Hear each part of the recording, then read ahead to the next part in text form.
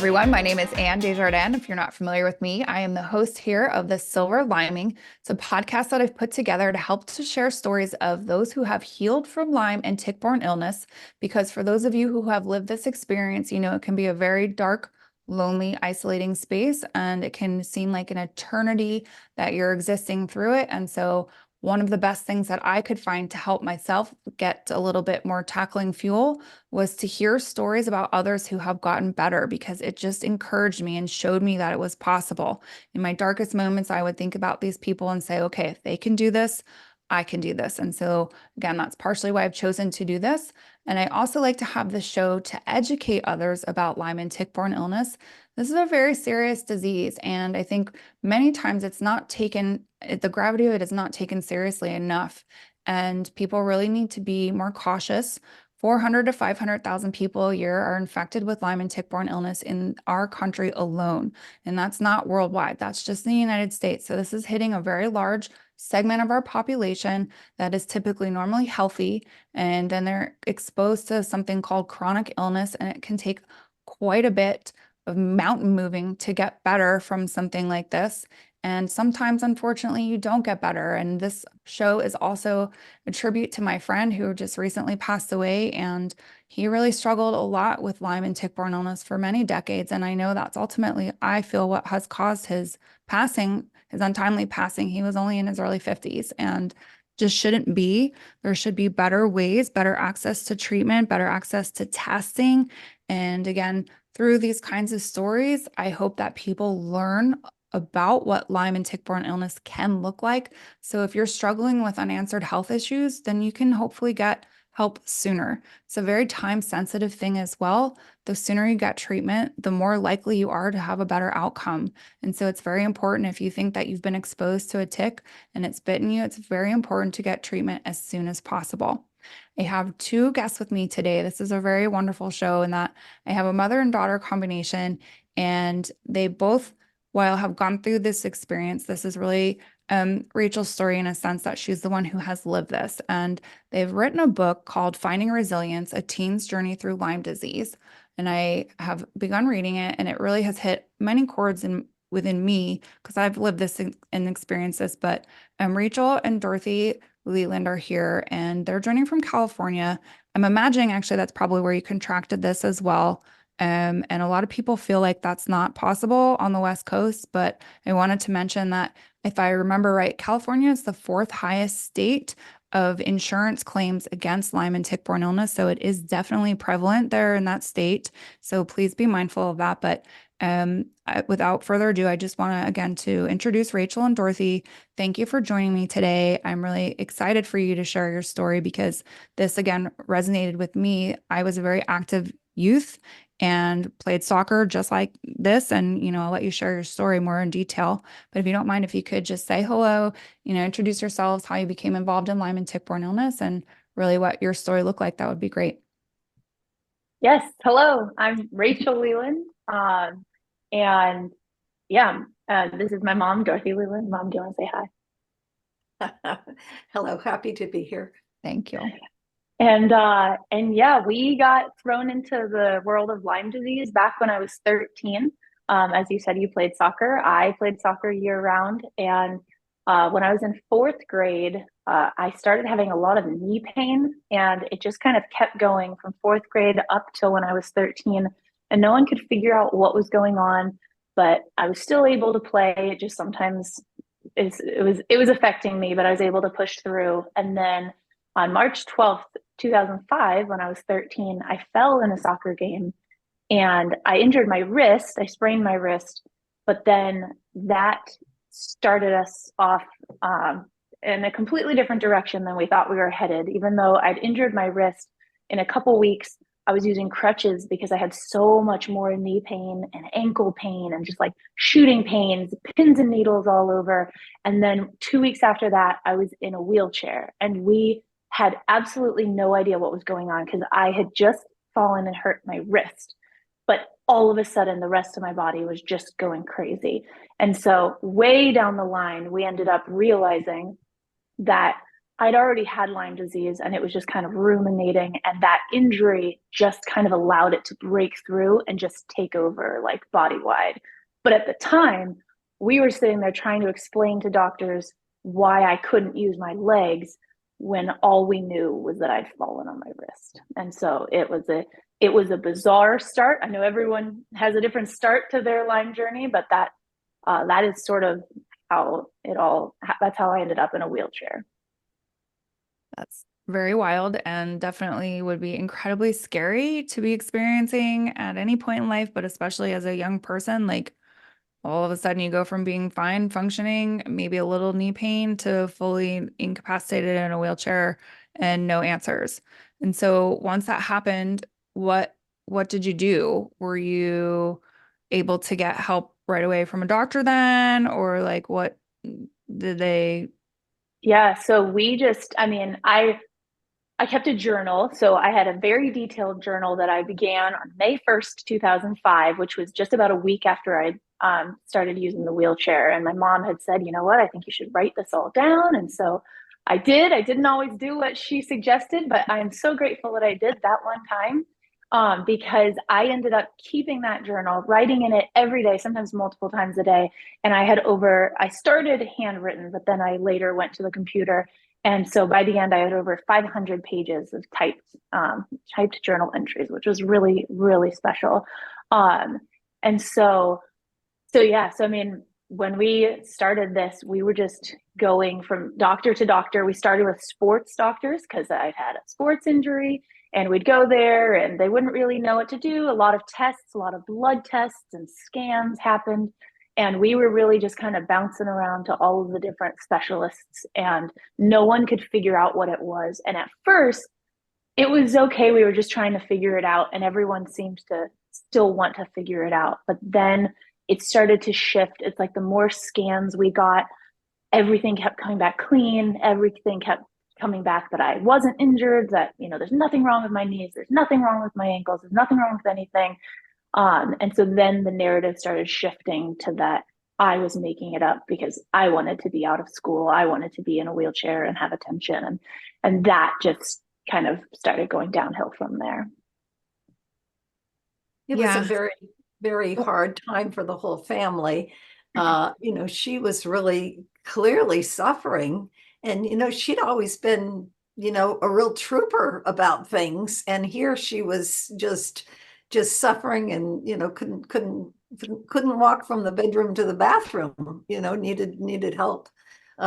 Needed a wheeled conveyance. Actually, in our house, the wheelchair didn't work inside our house just because of the way the house was, but we used a wheeled office chair, and we could push her. It wasn't as big as a wheelchair. And here we were dealing with this kind of stuff from day to day, and it just hour to hour. And it seemed like when we did get in to see the doctors, they were just like, oh, it's not a problem. Don't worry about it. I mean, we had trouble she was in junior high.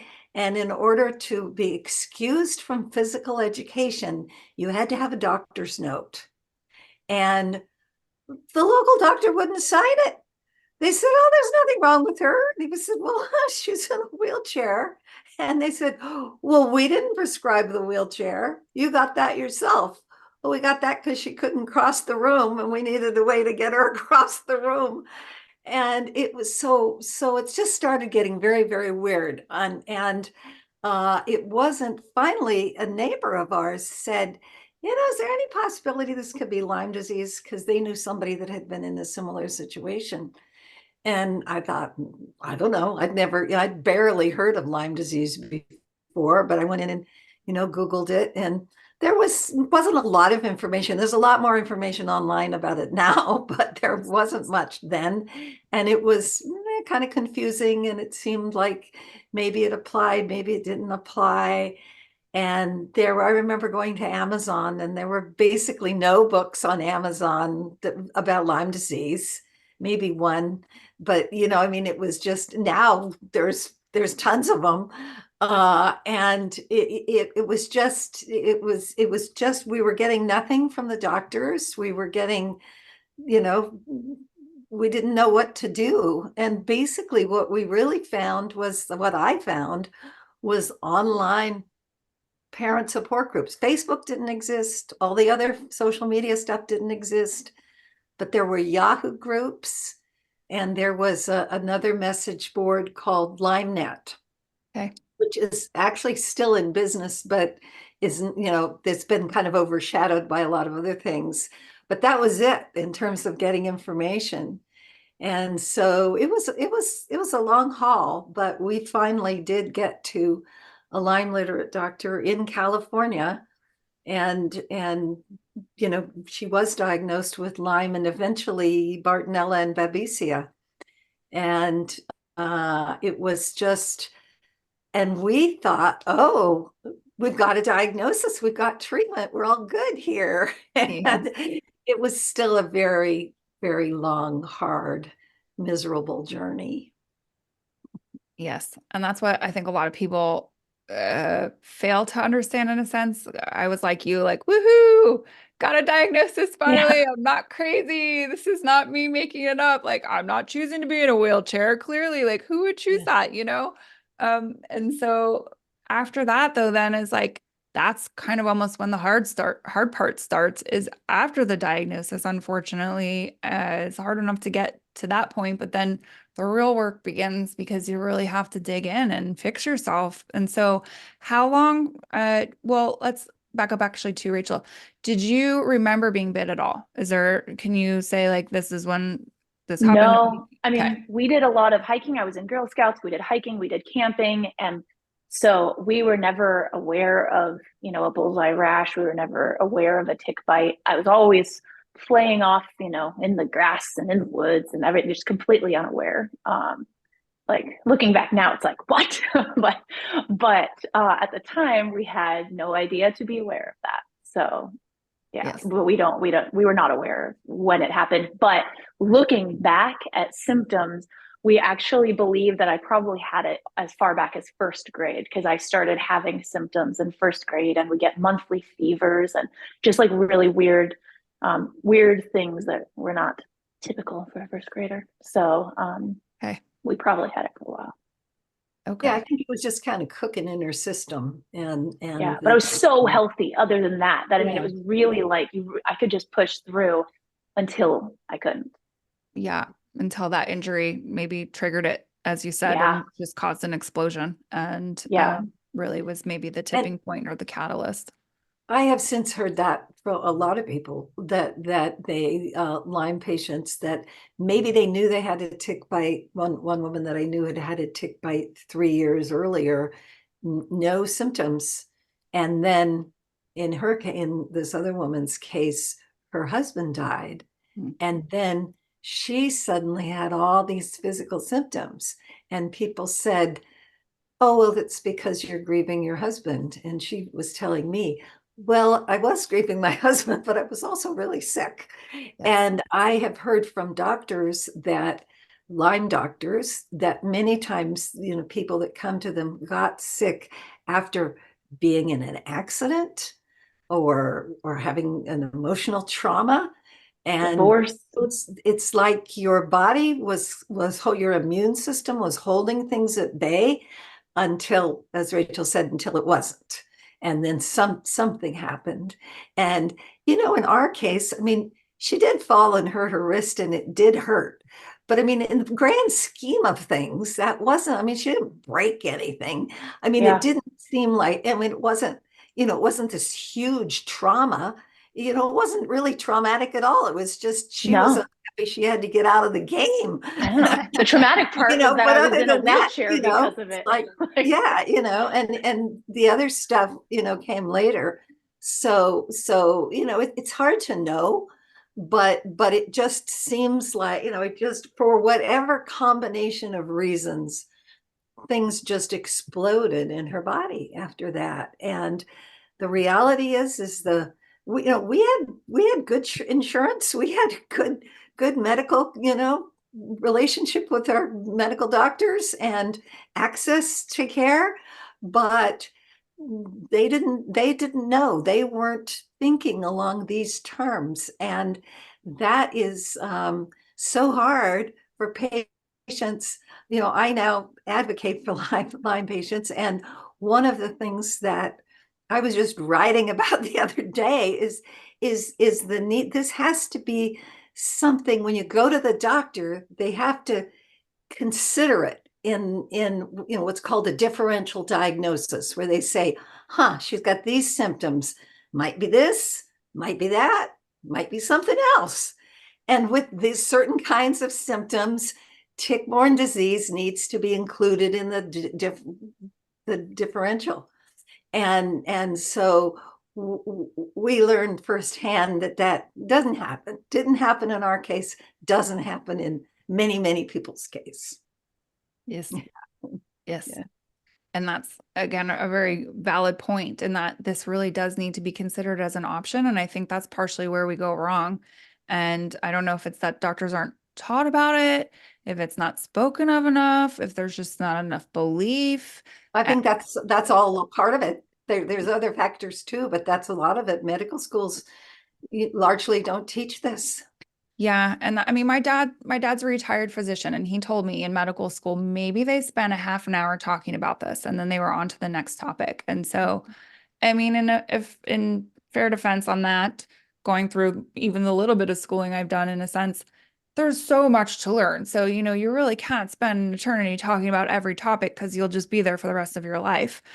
So I can appreciate that they talk shortly about it, but I think that also needs to change a little bit, given how much the numbers have changed with the amount of cases that are now here.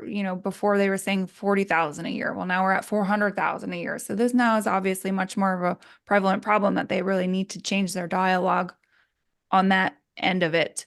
But then I think what is also maybe, I mean, that's at the root, I guess, but like, I just have a hard time finding that doctors now who are practicing never heard of it as an option either. Like, I don't know. Like, it's frustrating. Yeah. So that needs to change.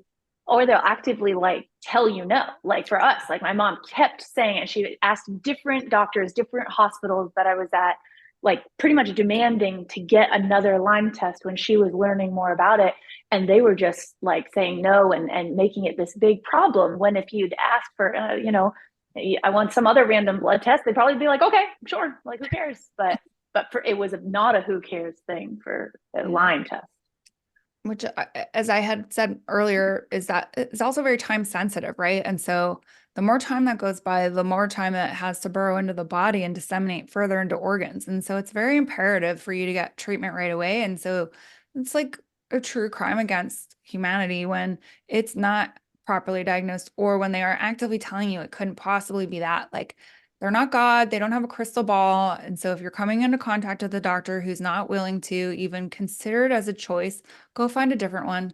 Go find a different place to get your testing done through, because there are thankfully more than one way to skin a cat, and you can get somebody who will help you get accurate testing. But along those lines, when we think about testing, it's a terrible testing system. It's like 50%, 60% accurate. It's just also another true crime against humanity, in my opinion, that it's not any better than it is. So we could spend hours talking about why that is that way, but it's really not the idea today. I do just want you to be aware that the testing is not the greatest, the standard 2-tier testing.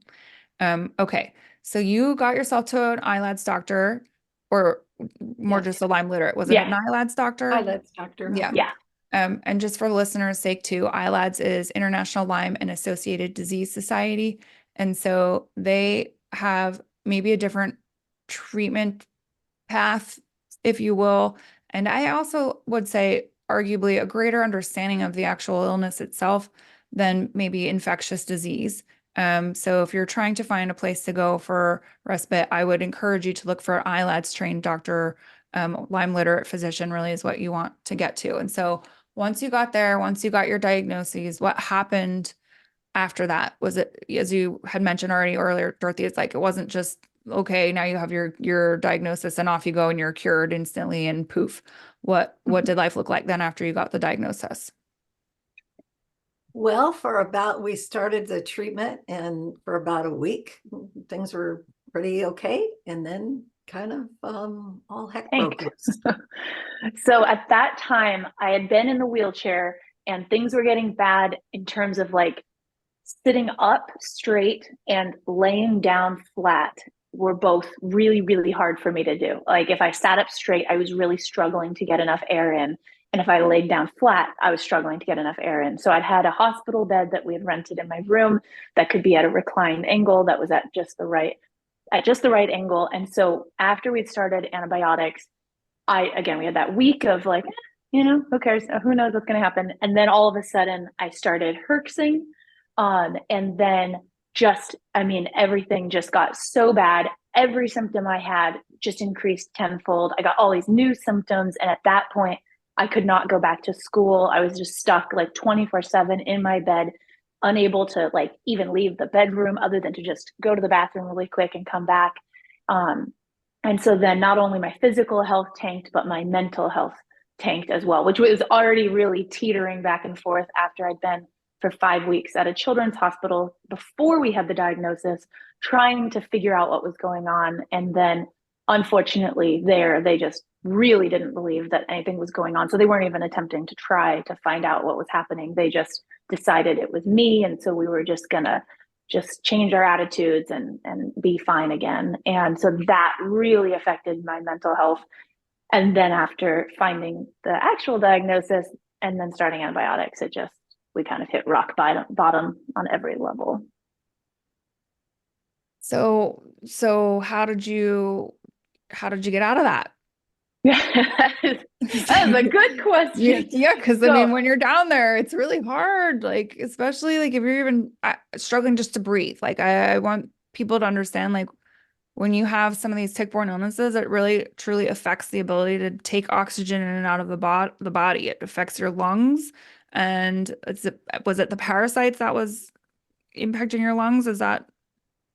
We don't know. It was just for years. I was like that for basically 3 years straight. Eventually we got a wheelchair that could recline so I could leave my room and not be just tethered to my bed. But then I had to be in my wheelchair at all times so that I could be at that reclined angle. But yeah, it was like 3 years where I could not sit up or lay flat.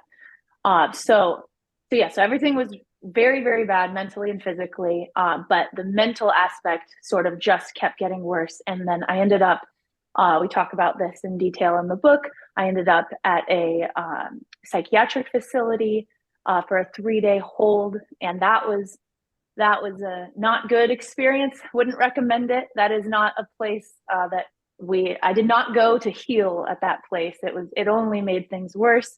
But then on the other side of that, with a lot of support from my mom, which she can go into in a moment, but with a lot of support from my mom, we just kind of kept going, kept working with our Lyme doctor and trying some new different treatments, like hyperbaric oxygen chamber therapy was one of them. And so just kind of keeping on adding new treatments eventually got me better. And then I was on multiple antidepressants and various things to help keep me going to get to the point where my body could catch up. Yeah. But Mom, do you want to talk about Sandy? Yeah, well, one of the I mean, she was suicidal, and the Lyme doctor, one of the things that he suggested was that I contact this woman that was back east named Sandra Barenbaum, and she's a family therapist who specializes in helping families dealing with Lyme disease. Now, this was in 05, 06, and this was before. Now there's a lot of people doing things remotely, but at that time, the idea that, I mean, here I was in California, I was supposed to call somebody in Connecticut. I mean, how's that going to help me or help us? And actually, you showed me, you have my other book there. She and I ended up writing that book together, the When Your Child Has Lyme Disease, a Parent Survival Guide. And it really was, she helped she didn't talk to Rachel, she talked to me. And she gave me advice that and a way to handle things. Basically, the first conversation that she and I had was when Rachel was in that 72-hour hold at the psych facility. And it's like, oh, I better call this person and say, what do I do now?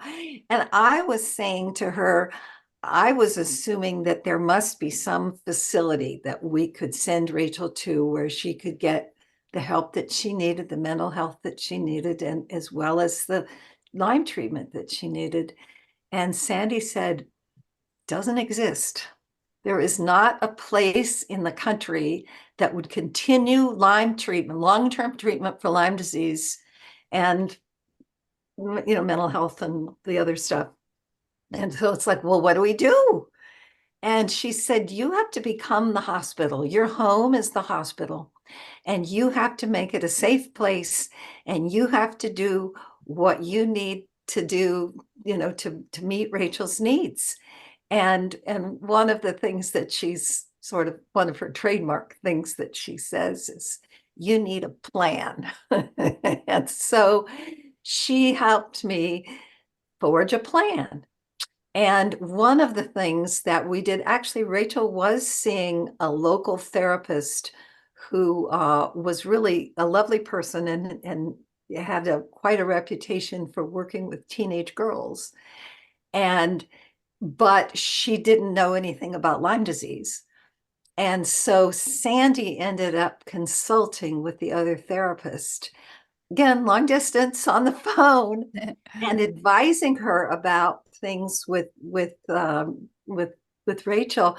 And thing is, like Sandy had said at the time when we discussed this as a possibility, she said, some therapists are open to that kind of input from somebody else and others aren't. But she said, you might ask her. And our local person said, absolutely, she would do anything, and so they consulted and Sandy really, kind of tutored her over the phone and suggested that she do this and suggested that she do that. And really, it was a wonderful teamwork that ended up being very beneficial for our whole family. And so, but even with that support, there were still challenges. Eventually, Rachel ended up not going to school for the rest of 8th grade. And she started, got the Lyme diagnosis at it was tail end of the year before Christmas vacation. And then the rest of the year, so we did a little bit of homeschooling. We did some online stuff. There wasn't a lot of online schools. There's a lot more online school options now too. There weren't very many then, but we found some. And so she eventually ended up cobbling together a high school and, meeting what you needed to meet to graduate from high school. And our district has an independent studies school. But you had to be, the way it was set up there, you had to go there in person, which she wasn't always capable of doing. But as she got better, she was. And so she graduated on time with her age mates, although it was through this separate school. But there were a lot of, in addition to the physical stuff, the infection, the Lyme infection, and in addition to what that does and the mental stuff, there's a whole, you're a teenager and you're, supposed to be looking forward to life and what you want to be, in life, and you have to do friends and do things. And that was heavily impacted by this situation. It was a difficult time. Yeah, I imagine very much so, because that is the time, as you say, to be living it up and looking forward to things, going to the prom and doing dances and going out with friends and just experiencing what teenagers are supposed to be doing. And so to be stuck in a wheelchair with really no answers or end in sight, and I can only imagine 3 years of that, day after day would probably be very grueling. And who wouldn't be suicidal after that? I'm grateful that you're still here, clearly, and I'm sure that you are too, that you got help and were able to get better. But, it really shouldn't be that way. And then to not also get like support through the school, or for them to even really believe things, or to say, this is really what's going on. That's also very hard, because you're fighting a battle that it's like you're kind of feeling like you're on your own. So I'm glad at least that you had Sandy and some other people to make you feel a little bit more normal, because that's something that gets lost, is the normalcy and just feeling normal and free and having the ability to live your life. So then once you were going through treatment, you started to get better. Did you have any times when you were going through this that you felt like you were not going to get better? Like, were you Oh yeah, more, like, oh sorry, what? so that's okay. I was like, were you more sure that you were going to get better, or were you thinking more along the lines like you weren't going to get better when you first started? I, as a child, was 100% positive that I was never going to get better. Like, I refused to have hope so much that my therapist and I had this thing where, like, she knew I had absolutely no hope for my future, like, whatsoever. I wouldn't talk about the future. I was not going to have a future. I didn't think I was going to live to high school. And then when I made it to high school, I didn't think I was going to live past high school. And so I was very adamant about not having hope. And so she would always say, like, okay, I will hold your hope for you. And when you want it, I will give it back. And that was just something that throughout the years was something that I didn't even want. It's like, it's nope, not mine. Like, take it. And so then she would hold my hope for me. And so, yeah, throughout the entire time, I was adamant that I wasn't going to get better. If someone told me I was going to get better, I didn't want to hear it. I would get so angry. Like, my parents couldn't, they had to be more quiet about any sort of hope they might have had, because I just didn't want any part of it. Like, this was my life and this was what was going to be. And that I just didn't want to hear it. It was, I have a very different outlook now. Like, my online persona, my name online, like Instagram is like resiliently Rachel. It's a very different outlook that I have now than I had back when I was going through all of this. And we've talked about that a couple times, but it's like, well, in the middle of all of this, it's like, have hope, have whatever. No, like, you're gonna get your tongue ripped out of your mouth if you try to talk to me about that, because I feel so ratty and awful and constantly sick. And then coming out on the other side, it's like you see it so much differently, and it's like, oh, Yeah. thank God, I made it, I did it, I endured it. I see it a lot differently, and that perspective begins to change. Where did your hope come back to you? At what point? When did you have hope again? So for me, I've always been a person, I have to see it to believe it. And so honestly, I didn't really have hope until all of a sudden I started seeing that I was actively getting better. And it took years, because even though now we can look back, we can look in my journal, we can look at pictures. I had so many videos and documentation, and I can see, oh yeah, 2005, 2006, that was the sickest I was. 2007, I was better. I mean, a lot better than I had been. Still in a wheelchair, still in pain. But at that time, if you had said, oh, you're doing better than you were, that would have so greatly been that would not have been the thing to have said to me, because I didn't feel like I was getting any better. And so it wasn't until basically days before I was able to start walking in 2008 that I all of a sudden started having hope. And then once I started walking, everything changed, because all of a sudden I could see that I could get better. And I truly never believed that I could. And you had said, I think before we started recording, you had said, or maybe we were recording, you had said that you used to look up to people that had been sick and be like, oh, if they can do it, I can do it. I didn't have a single person when back then. Again, now there's more people. I try to have an online presence of showing what can happen. There's so many more. If you do hashtag Lyme disease, you'll find people on Instagram and social media. But back then, I only had a few friends, and they were just as sick as I was, and we were all kind of in the same place. And so I didn't have these role models of people who had gone through it and had been better. And so that was something that was really important to me, that I really wanted to do something with my life and my journal that I'd kept all those years. I wanted to do something so that other people in that same situation could be like, well, look, she did it. So maybe there's a little spark of something to keep you going. A lot of something. Hello, you accomplished a miracle and then some, right? Like, I can't even imagine. So when you started to walk again, was it like instantly one day you just stood up and started walking again, or there were little spurts where you could get up and go a little bit, or what did that look like? So it was really impressive. In 2008, the summer of 2008, a friend of mine with Lyme had started seeing this specialized chiropractor that worked just on the atlas of the spine, the very, very top. And so she had started working with this guy, and she had also been in a wheelchair. And then after working with him, she had done so much better. And so then she had called me up and was like, "You gotta go see him." And he was just a few hours away from us. And so then I started seeing him 3 times a week. And that is when everything changed. I've been doing Lyme treatment for 3 years. Aspects of things had gotten better. I was not bedridden. And I wasn't, as bad as I had been a couple of years earlier, but I still couldn't sit up to breathe. I still couldn't walk. I still couldn't do anything like that. And so I started seeing him. And after 14 treatments with him, it was like the pain just turned off. So you haven't gotten to this point in the book, so spoiler alert. But the pain just turned off, and I became very well aware in that moment that I would be able to walk. Like, I didn't realize, because I had not been able.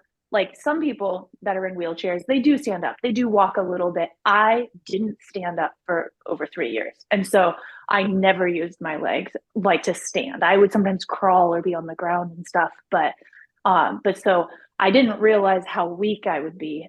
But I knew that the pain had just like switched off. And so then it was on August 8th, 2008, 08, that I ended up walking that night. And then from then on, I was never in a wheelchair. So it Wow. was very exciting. We got it all on video. I recorded like my whole life, starting in my teens on and stuff. So we recorded and filmed everything. So that was very special. So we celebrate August 8th every year. That's like a big deal in our family. As you should. Rightly so, yes. Yeah. And Dorothy, how did you feel about that when you saw her get up and start to walk again? Was that, I would imagine that was a Well, big relief, big wave of oh, relief for you? it was like a religious experience. It was just, if I could back up a little bit, that actually a week before that, Rachel had called to me. I was on the other end of the house, and she'd called to me, and I thought something was wrong, and she said, I got there and she said, "I can sit up straight." So there were things that were starting to happen. And yeah. And we moved my wheelchair up to be straight for the first time. Right. We had this the entire time of having it. Yeah, it was a special kind of reclining wheelchair, but you could put it up straight.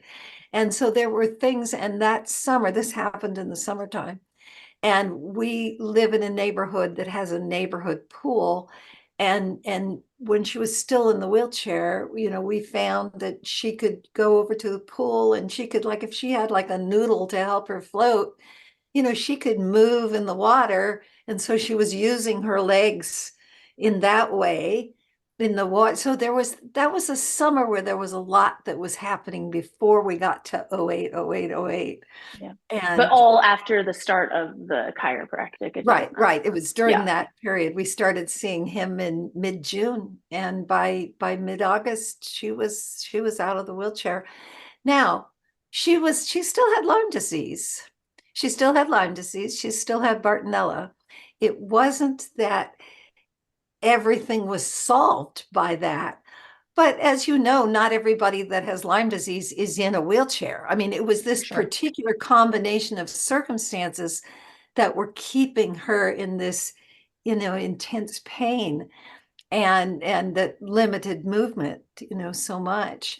And so, but it's a lot easier to be hopeful about dealing with Lyme disease and Bartonella if you've already had one miracle. That's right. And then it's like, oh, okay.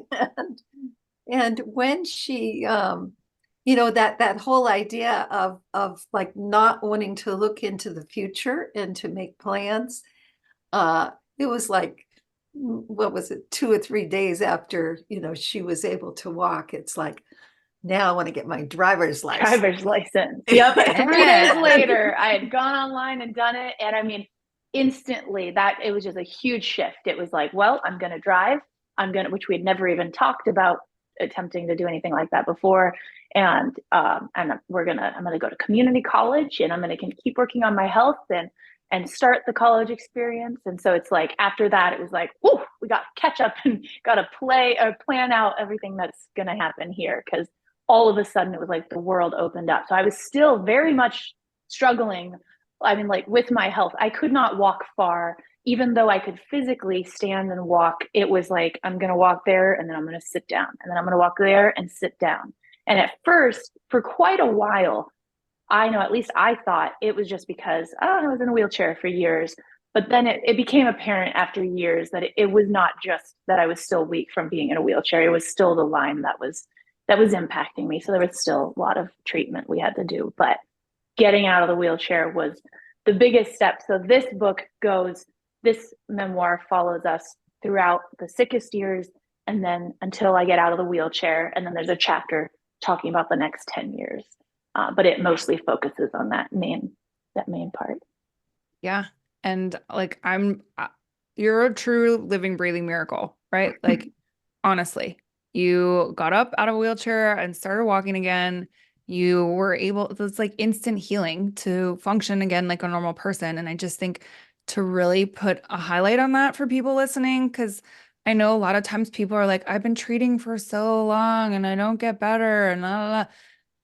Just like you, all it takes maybe is one more little piece of the puzzle, or one more whatever it is, and off you go, and you're up and moving again and having somewhat mostly normal functioning life.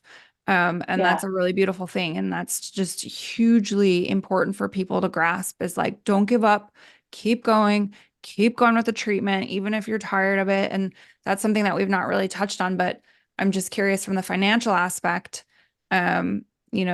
I think a lot of times people don't quite understand, but this is not cheap to treat either. Not cheap. Your hyperbaric oxygen treatment, was that covered through insurance? Was that something they paid for? No. Pay for Basically, nothing is covered from insurance. And that's so hard monetarily, but then also that's so hard to tell people when they're like, oh, well, what do you do? I'll just do that. And it's like, none of it's covered. But if we did what was covered, I wouldn't be here. So that's just unfortunately a fact of life, and a fact that lots of people are trying to advocate for and change. That shouldn't be that way. But unfortunately, 99% of what I do and continue to do to this day to keep my health good, almost none of it is covered. Yeah. And so that's another good point to touch on, is that you're still doing things to maintain yourself now. And I often think of this as your lifelong accountability coach from that angle. Like, you need somebody to keep you in check for your health and keep you moving. You can go get some Lyme disease, because that'll surely do it for you, whether you want it to or not. Yep.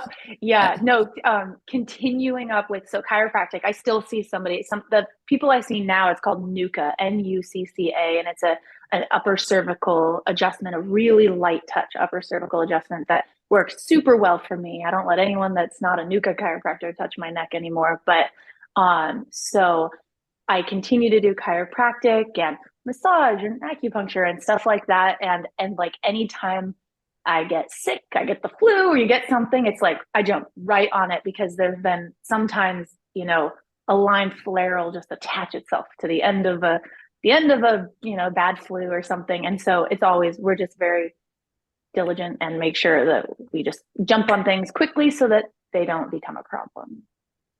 And I would say, and I'm observing this from afar, but that Rachel really takes, she makes sure she gets enough sleep at night. And there's a lot of people that, particularly I hear from parents of teenagers that were sick, that once they're better, they go run wild, and understandably, because they haven't been able to do anything.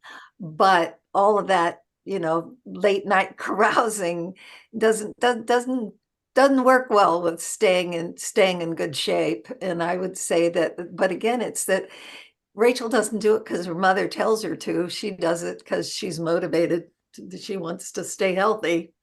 And that's what it really has to come down to. And that's one of the challenges with children that are sick, is that, at a certain age, the parent can say, well, okay, we're going to do this, whatever it is, whatever this is.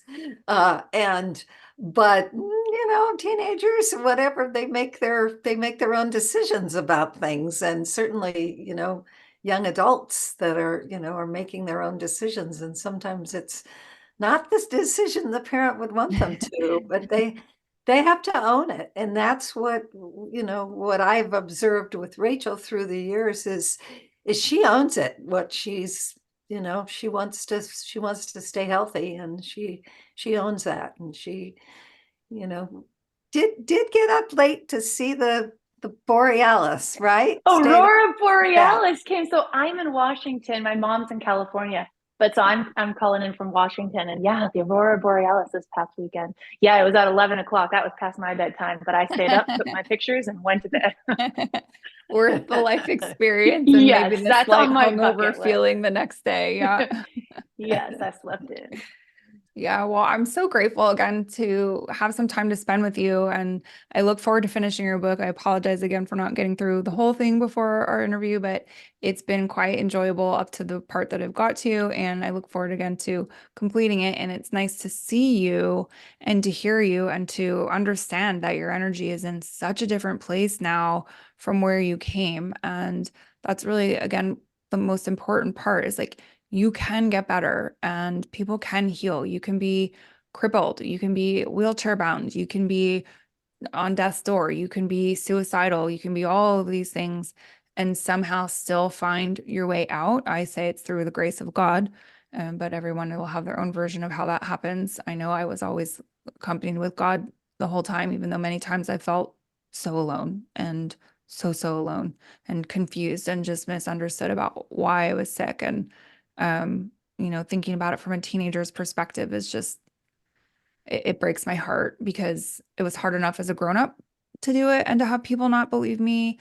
But then as like a young person, when you're still kind of figuring all of those social norms out, and then to not have people believe you on top of that, it's like, it would really mess with you. And I think cause a lot of probably PTSD and some other things that emotionally maybe you have to adjust to now in a healthy state, and just build some confidence and some trust again on those levels with those topics. But absolutely. And then can I, as my favorite ending question I always like to ask people is, can you tell me what is the best thing that's happened to you as a result of getting Lyme and tick-borne illness? Because again, we know not everything about this is bad. There are some things that are good. And when you're better, it's a lot easier to see those things that were good. But what would be the best thing that you think that you can think of that has happened to you?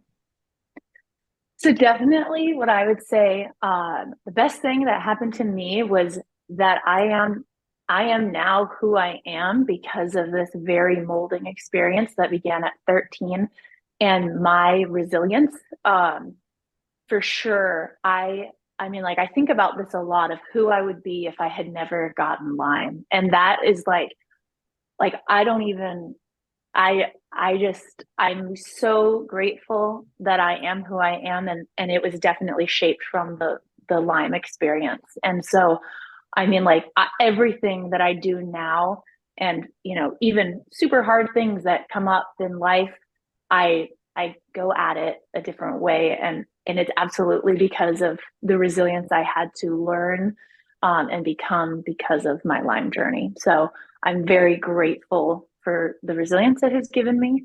I'm also very grateful that I am doing so well now, because I would never have said that at the time.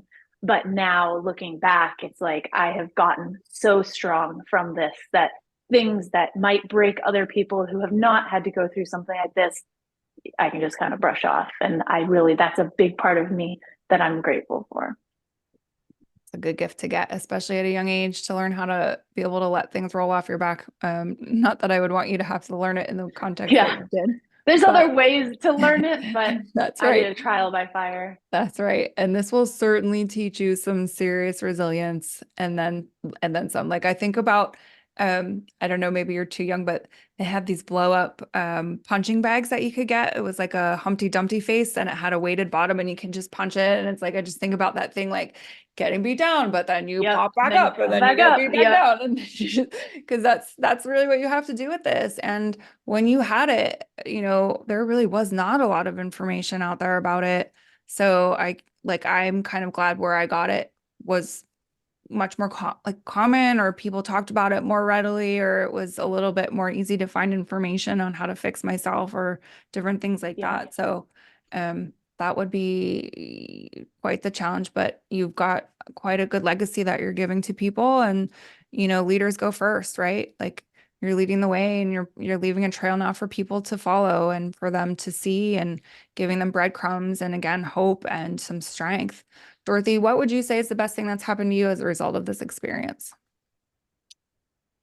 Well, I have really entered sort of a new phase of my life in terms of Lyme disease advocacy. I'm involved with LymeDisease.org, which is a patient and national patient advocacy group, and we educate and we advocate, and I write a lot of columns, and it's just given me a whole new purpose of things that I feel that I remember how much I wanted that kind of information and couldn't find it at the time. And so I have a purpose of sharing that kind of information with other people.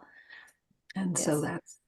that's a gift too. Huge, huge gift. You have the mind to share these kinds of topics with people, and the insight and the heart, because you've shared this space and you understand really what it looks like from a different perspective. And I think sometimes that's something maybe we lose sight of as the patient, but it's the people that are around us too that are going through the experience and having to watch us suffer.